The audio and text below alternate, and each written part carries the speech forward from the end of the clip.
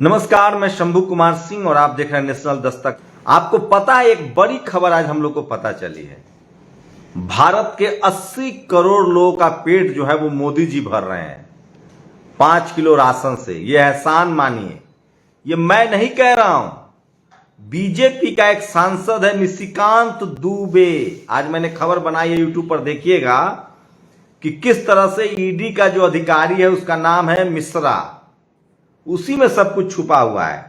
पहले प्रधानमंत्री का ये जो सांसद है उसका ये वीडियो देख लीजिए और उसके बाद आप लोग बताइए कि क्या इस देश को राशन दे रहे हैं मोदी जी फ्री, अपना एफडी तोड़ के दे रहे हैं, जमीन बेच के दे रहे हैं या गहना बेच के दे रहे हैं?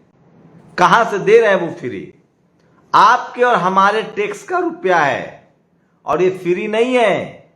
ये देश सोशल समाजवादी देश है, ये देश वेलफेयर स्टेट है, ये देना कानून है, संविधान में लिखा हुआ है। और 5 किलो राशन पर ये शख्स क्या कह रहा है, सुनिए। हमारे प्रधानमंत्री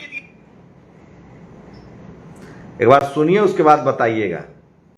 ये देखिए, दे रहे हैं, फ्री फंड का खाना दे रहे हैं, तो क्या हम बधाई के पात्र नहीं? क्या हमको प्रधानमंत्री जी को बधाई नहीं देना चाहिए? हमारे प्रधानमंत्री यदि 80 करोड़ गरीबों को फ्री का खाना दे रहे हैं, फ्री फंड का खाना दे रहे हैं, तो क्या हम बधाई के पात्र नहीं? क्या हमको प्रधानमंत्री जी को बधाई नहीं देना चाहिए? एक बार और सुनिए। हमारे प्रधानमंत्री यदि 80 करोड़ गरीबों को फ्री का खाना दे रहे हैं, फ्री फंड का खाना दे रहे हैं, तो क्या हम बधाई के पात्र नहीं? क्या हमको प्रधानमंत्री जी को? इस शख्स का नाम है निशिकांत दुबे। ये कहता है कि देश का प्रधानमंत्री 80 करोड़ लोगों को फ्री फंड का खाना दे रहा है। इनसे पूछा जाना चाहिए कि वो कहां से आ रहा है खाना, वो किसका पैसा है, वो कौन टैक्स दे रहा है। मैं आपको बता दूं कि इस देश में जो नमक भी खरीदता है ना, जो एक माचिस की तिल्ली भी खरीदता है, वो सरकार को टैक्स दे रहा है। किसी सरकार के, किसी मंत्री के पिताजी की कमाई नहीं है ये। उन जमीन बेच के नहीं दे रहे हैं, वो अपना एफडी तोड़वा के नहीं दे रहे हैं। लेकिन ये तो कुछ भी नहीं है साहब। बिहार के एक बीजेपी के मंत्री ने तो यहां तक कह दिया कि आप जिंदा हैं, ये भी मोदी जी की कृपा है। ये देखिए, ये अर्थव्यवस्था गड़बड़ाया, 2-3 सालों में अर्थव्यवस्था गड़बड़ाया है कोरोना के कारण। फिर भी आपका देश, बहुत सारे देश में तो स्थिति है, आप पाकिस्तान के लोगों से बात करिए, सब लोग टीवी मीडिया के माध्यम से देखते हैं, लेकिन फिर भी आप भारत में सुकून और चैन से हैं। इसका नाम है नरेंद्र मोदी। आज अगर जिंदा है तो नरेंद्र मोदी का दिन है। अगर नरेंद्र मोदी अपना कोविड वैक्सीन का इस्तेमाल नहीं करता, आविष्कार नहीं करता, लोगों को फ्री वैक्सीन नहीं लगाता, जिस तरह से कोई ऐसा जो 1 साल पहले वाला जो कोरोना था, सबसे पहले वाला कम था, बीच वाला जो कोरोना आया था, कोई ऐसा व्यक्ति नहीं होगा जिसके अपने परिवार के लोग, रिश्तेदार के लोग, दोस्त जिसके घर में नहीं मरा। 2-3 सालों में अर्थव्यवस्था गड़बड़ाया है कोरोना के कारण। ये बात तो मंत्री जी ने सही कहा कि कोई ऐसा परिवार नहीं होगा जिसके जानने वाले या उसके घर में कोई नहीं मरे होंगे। ये सरकार ही नहीं मान रही है। सोचिए, न्यूयॉर्क टाइम्स ने उस समय कहा था कि लगभग 50 लाख लोग मरे हैं और मोदी जी ने कोरोना की वैक्सीन का आविष्कार किया है। ये सब कुछ बीजेपी ही कर सकता है साहब, और किसी की हैसियत नहीं। मतलब एक से एक नेता है इसमें, मतलब बीजेपी में। अब आप लोग बताइए, अपनी प्रतिक्रिया दीजिए कि क्या प्रधानमंत्री की वजह से आप जिंदा हैं? जिस देश में 80 करोड़ लोग गरीबी रेखा से नीचे हों, जो मतलब सरकारी राशन पर जिंदा हों, उस देश के प्रधानमंत्री को कुछ तो करना चाहिए। पहले 20 करोड़ लोग गरीबी रेखा के नीचे थे, अब 80 करोड़ लोग गरीबी रेखा के नीचे हो गए और प्रधानमंत्री जी कह रहे हैं कि मुफ्त की रेबड़ी वाली राजनीति नहीं चलेगी। तो आप क्या कहा जाए? सोचिए, इस देश में 22 करोड़ लोगों ने रोजगार मांगा था, 1 करोड़ पद खाली है, 7 लाख लोगों को नौकरी दी गई है। क्या बात कर रहे हैं साहब। उसी देश में एक और वीडियो दिखाऊंगा जो आपको शर्मसार कर देगा। ये यूपी का वीडियो, और ये मैं नहीं कह रहा हूं, वाईएस साहब ने इसको ट्वीट किया है। आप लोग चाहें तो वाईएस साहब के ट्विटर पर भी जा सकते हैं और ऐसी ऐसी खबरें देख सकते हैं जिस पर आप भरोसा नहीं करेंगे। जिस देश में करोड़ों की मूर्तियां बनती है, जिस देश में कांवड़ियों पर फूलों की बारिश की जाती है, जिस देश में हवाई जहाज से आपके पैर धोए जाते हैं, उस देश का एक वीडियो नहीं देखना चाहेंगे आप लोग? ये मैं नहीं कह रहा हूं, ये तेलंगाना के सीएम ने ट्वीट किया है। ये वीडियो देखिए।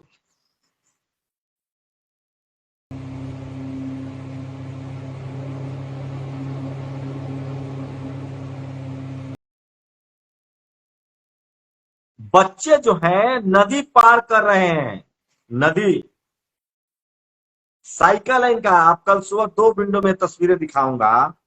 वाईएसआर ने कहा है student risking their lifes every day by crossing Chandrawal river in UP. Chandrawal river in UP. आप समझ सकते हैं, देखिए अब दिखेगा आपको।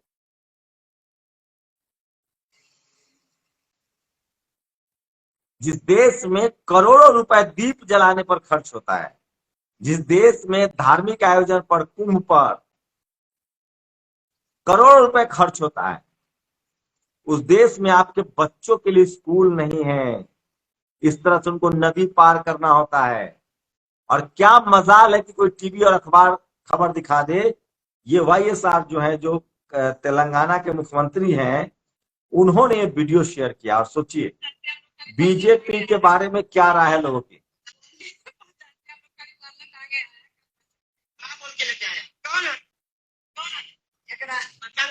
नहीं हम पठाते हैं, नहीं पठाते हैं।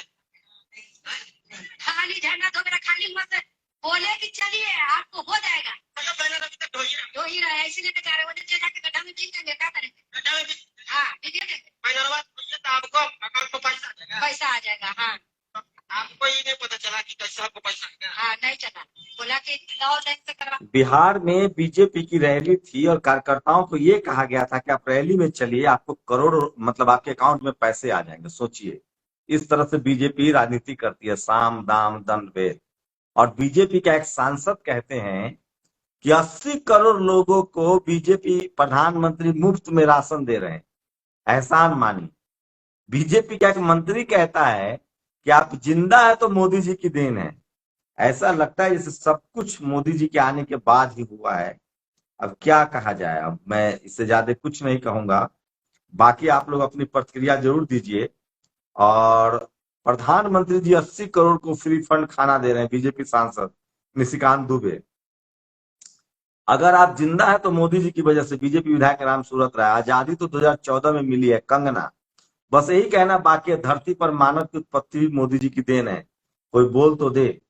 और सोचिए इस देश में बच्चे नदी पार करके स्कूल जा रहे हैं, लेकिन इस पर कोई बात नहीं करेगा। मैं इसलिए कह रहा हूं कि सोशल मीडिया ही सच्चा मीडिया है, सोशल मीडिया ही बहुजन मीडिया है।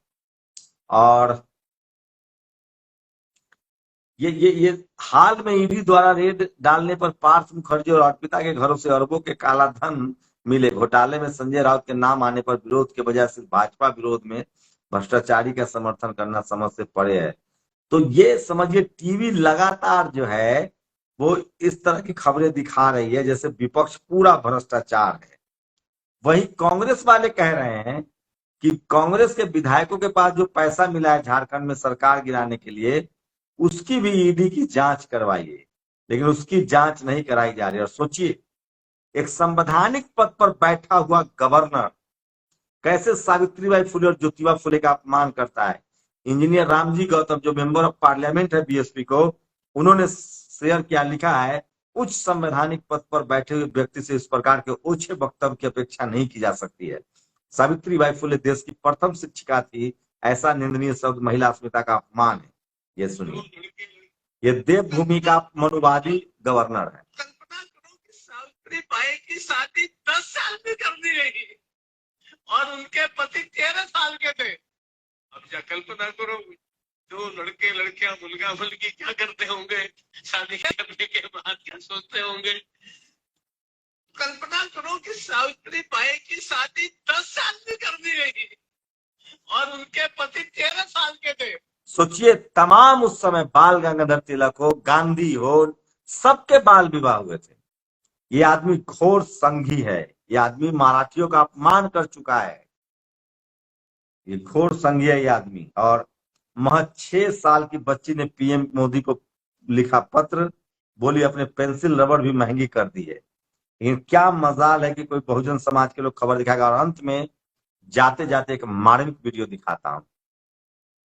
आप कावड़ ढोएंगे तो फूलों की बारिश होगी, आप कावड़ ढोएंगे तो आपके पैर धोए जाएंगे, लेकिन आप नौकरी मांगेंगे तो आपको गिरफ्तार कर दिया जाएगा। सोचिए, पिछले 61 दिनों से एसएससी जीडी के छात्र नागपुर से दिल्ली पैदल चल रहे हैं। पहले उनको आगरा में गिरफ्तार किया गया, फिर मथुरा में रोका गया, पलवल में रोका गया। वीडियो देख लीजिए। पलवल से 6 किलोमीटर आगे आए और यहाँ पर पुलिस हम लोग को एक हॉल में रखा है और हमारे साथियों को यहाँ से 6 किलोमीटर पहले जहाँ थे ब्राह्मण सभागार पलवल में, वहाँ से प्रेस कॉन्फ्रेंस के बहाने हमें किया गया और साथी को डिटेन कर दिया गया। जैसा उनका बात को लग रहा, बात करने पर कुछ भी सही जानकारी नहीं दे पा रहे हैं और बोलने के बाद जो है कि उनसे उलझ जा रहे हैं। हम वो चाह रहे हैं कुछ ये गलत करें, लेकिन कुछ गलत नहीं किए हैं, न गलत करेंगे। हमारा देश का परिचय ले रहे हैं तो परिचय देंगे, देश का परिचय बनाए रखे हैं और बनाए रखेंगे। आप लोग से विनती है कि आप लोग हमारी मदद करें। हम पलवल से 6 किलोमीटर आगे आए तो सोचिए, एसएससी जीडी 2018 के छात्र नागपुर से पैदल हाथ में तिरंगा लेके आ रहे हैं। कोई अंजना ओम कश्यप, कोई सुधीर चौधरी, कोई चित्रा त्रिपाठी, कोई अर्नब गोस्वामी इस खबर को नहीं दिखाएगा। मैं फिर कह रहा हूं, इस देश का टीवी और अखबार इस देश की बर्बादी, चाहे वो आर्थिक बर्बादी हो, चाहे सामाजिक बर्बादी हो, चाहे संविधान खत्म करना हो, इसके लिए मनुवादी, जातिवादी और ब्राह्मणवादी मीडिया जिम्मेदार है। आप लोग की क्या प्रतिक्रिया, अपनी प्रतिक्रिया जरूर दीजिए। शुक्रिया। नेशनल दस्तक की आपसे गुजारिश है कि अगर इसको बचाना चाहते हैं तो नेशनल दस्तक को सब्सक्राइब करने के लिए रेड कलर के सब्सक्राइब बटन को दबाएं, फिर बेल आइकन की घंटी दबाएं। नेशनल दस्तक को बचाने के लिए बहुत जरूरी है कि हर खबर को शेयर करें, लाइक करें, कमेंट जरूर करें।